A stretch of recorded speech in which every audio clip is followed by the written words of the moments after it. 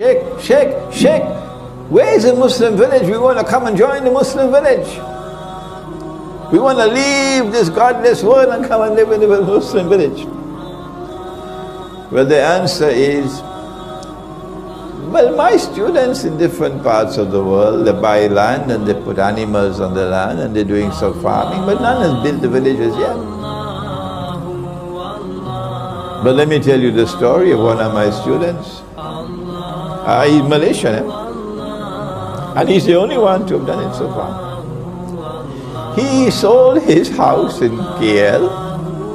He gave up his job which had riba.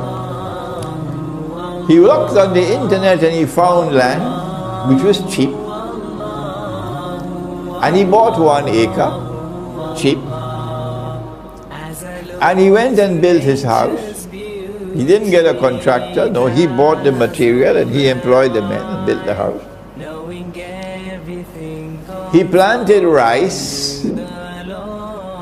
He planted date palms, different kinds of date palms. He planted fruit trees.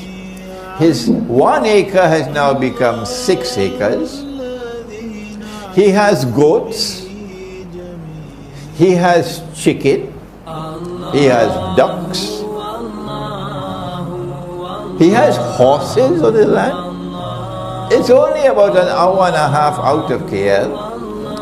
But to get to this land, there was a road where only a motorcycle could go. That's why it was so cheap. And he built it up.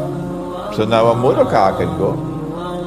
And I went 2 weekends ago to this brother with a wife and me, mashallah, mashallah, mashallah. He could not have done it if he didn't have the support of his wife. His wife has been at his side supporting him, yes, mashallah. And they're a young couple with a son about 5 or 6 and a daughter about 2 or 3, that's it. And only a few villagers living around there, some distance away, small, kampung. But a beautiful spot where he is. And when you go there, you don't want to go back to KL. So why don't you do that? Instead of sending emails to me from France and Britain, Sheikh, the Muslim village, why don't you do what this brother has done? Sell your house in London. Yes, sell your house in London. Give up your job, make Hijrah. Go look for the countryside where land is cheap. The land on which he's planting his rice, he bought for 10,000 ringgits an acre. It was swamp land, he had to pull it up for 10,000. So that's what you can do in preparation for nuclear war. You have to stock up on food, you have to stock up on water, you have to stock up on energy. He has a well, a tube well. He's going to use solar energy to bring the water up. But in addition, he's sensible, he has a hand pump. So if the solar energy doesn't work and there's no electricity, he can still get water using a hand pump. This is how you prepare for nuclear war, by getting out of the city.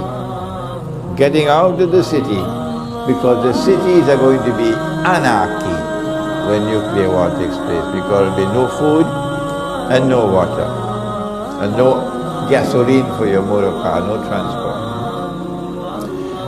Instead of seeking to run away from death, you must have it in your heart. No, I continue the mission of Islam. I'm not running away from death.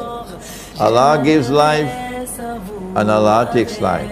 But I have a duty to try to protect my family as best as I can, and that's why I'm moving to the remote countryside.